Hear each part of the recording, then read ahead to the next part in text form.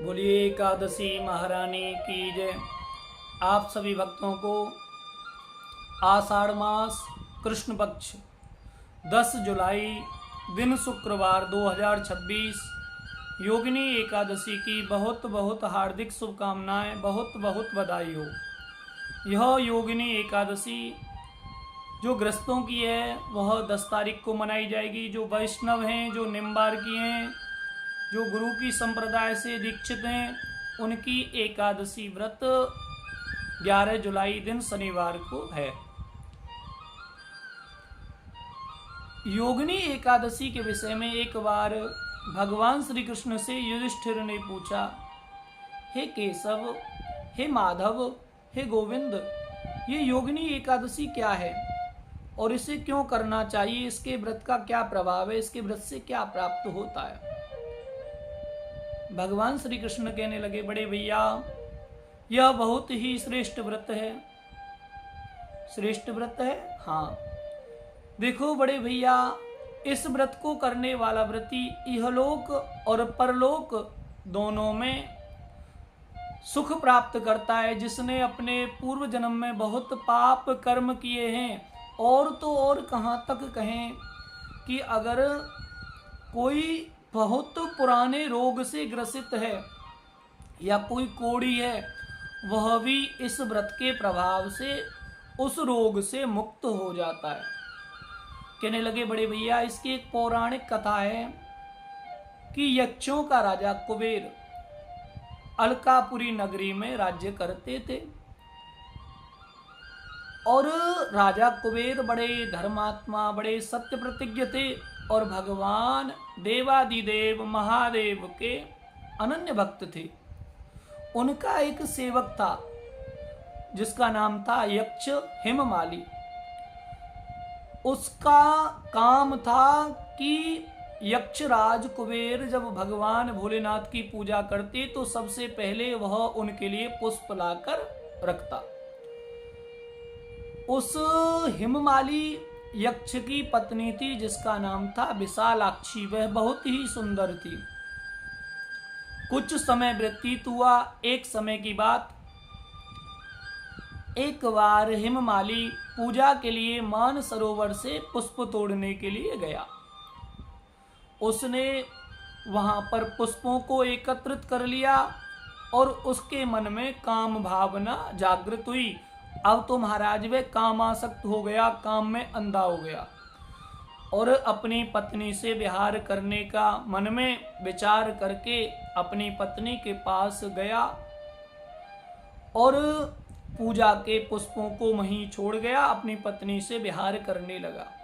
अब महाराज सुबह से दोपहर का समय हो गया। इधर यक्षराज कुबेर पूजा के लिए बैठे हैं कि अभी तक पुष्प नहीं आए, मैं भगवान भोलेनाथ की पूजा करूं। सुबह से दोपहर का समय हो गया लेकिन हिममाली नहीं पहुंचा। अब जब इस प्रकार से इतना समय होने के बाद, इतना विलंब होने के बाद, यक्षराज कुबेर ने अपने सेवकों से कहा कि जाओ हिममाली को देख कर आओ, कहाँ रहा? अरे और दिनों तक तो आ जाता था, आज इतना समय व्यतीत हो गया, इतना विलंब हो गया कि अभी तक हिममाली पुष्प लेकर नहीं आया। उन्होंने जाकर देखा कि हिममाली अपनी पत्नी के साथ भोग विलास कर रहा है। उन्होंने सारा वृतांत यक्षराज कुबेर को आकर सुनाया। यह बात सुनकर यक्षराज कुबेर बहुत क्रोधित हुए और उन्होंने कहा कि जाओ उसे शीघ्र ही बुलाकर लाओ। अब जब कुबेर की आज्ञा पाकर वह पहुंचे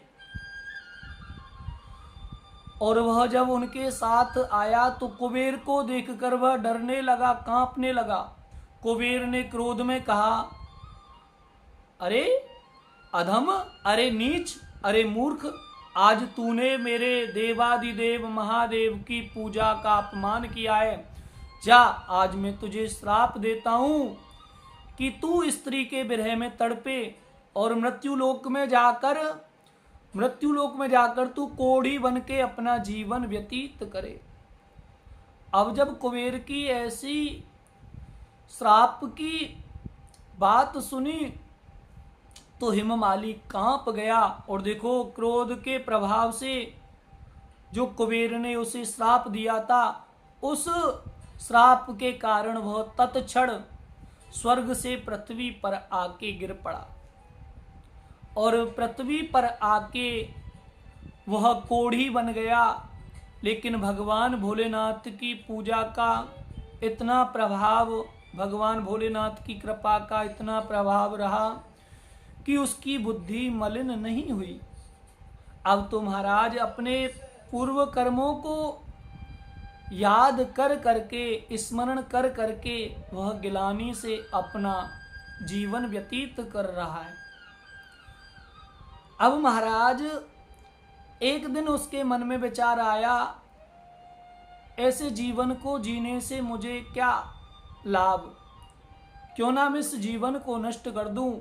और वह ऐसा मन में विचार करता हुआ हिमालय पर्वत की ओर निकल पड़ा। हिमालय पर्वत से थोड़ी दूर मार्कंडेय ऋषि का आश्रम था और वह मार्कंडेय ऋषि के आश्रम में प्रवेश कर गया। मार्कंडेय ऋषि के आश्रम में प्रवेश किया, मार्कंडेय ऋषि के चरणों में प्रणाम किया और सजल नेत्रों से रोने लगा। जब नेत्रों में अश्रु प्रवाह देखे तो ऋषिवर सोचने लगे और ऋषि ने कहा, अरे भैया, तुमने ऐसे कौन से निकृष्ट कर्म किए हैं जो तुम कोढ़ी बने हुए हो। रोकर अपना सारा जो भी वृतांत था सब कुछ सुनाया। ऋषि कहने लगे, वैसे तो तुमने कर्म तो बहुत निंदनीय किया है, तुम क्षमा के योग्य नहीं हो, लेकिन मैं तुम्हारे जो तुमने सारा मुझसे सत्य कहा है, इससे मैं तुम्हें क्षमा करता हूं। तो कहने लगा कि ऋषिवर, अब आप मुझे कृपा करके ऐसा कोई उपाय बताइए कि मेरा यह कोढ़ का रोग कैसे ठीक हो, कोई उपाय हो। कहने लगे, हाँ, आषाढ़ मास में कृष्ण पक्ष में जो एकादशी आती है उसका नाम है योगिनी एकादशी। अगर तुम योगिनी एकादशी का व्रत बड़ी विधि विधान से करोगे तो अवश्य ही तुम्हारा यह कोढ़ का रोग ठीक होगा। अब महाराज कुछ समय व्यतीत हुआ, आषाढ़ मास कृष्ण पक्ष में योगिनी एकादशी आई। उसने संपूर्ण विधि विधान से उस व्रत को किया और पूरे दिन भगवान का स्मरण किया, भगवान का भजन किया, संध्या काल में भगवान का कीर्तन किया, भगवान के चरित्र श्रवण किए। दूसरे दिन व्रत का जो पारण किया, सबसे पहले गौ को भोजन कराया, फिर ब्राह्मणों को भोजन कराया, फिर उन्हें यथोचित दक्षिणा दी और उनसे आशीर्वाद प्राप्त किया। उनके आशीर्वाद के प्राप्त होने के कारण और एकादशी के व्रत के प्रभाव से वह उस कोढ़ के रोग से छुटकारा प्राप्त कर गया, मुक्त हो गया और अंत में उसने स्वर्गलोक को प्राप्त किया। तो कहते हैं जो सच्ची श्रद्धा भावना से इस एकादशी के व्रत को करता है तो उसके जो पाप कर्म हैं वह तो नष्ट होते ही हैं। अगर उसके शरीर में कोई ऐसा रोग है जो बहुत समय से ठीक नहीं हो रहा तो इस योगिनी एकादशी के व्रत के प्रभाव से वह उस रोग से भी मुक्त हो जाता है। तो सभी भक्त ज़्यादा से ज़्यादा आषाढ़ मास कृष्ण पक्ष योगिनी एकादशी का व्रत करें और व्रत ना हो सके तो भगवान की यह कथा सुन के अपने जीवन को धन्य करें, पुण्य यश लाभ के भागीदार बने। जय श्री राधे, जय श्री कृष्ण। देखो कलयुग में यही एक ऐसा व्रत का प्रभाव है जो ना तो आपसे कोई धन लिया जा रहा है और ना ही आपका कोई ज़्यादा समय लिया जा रहा है।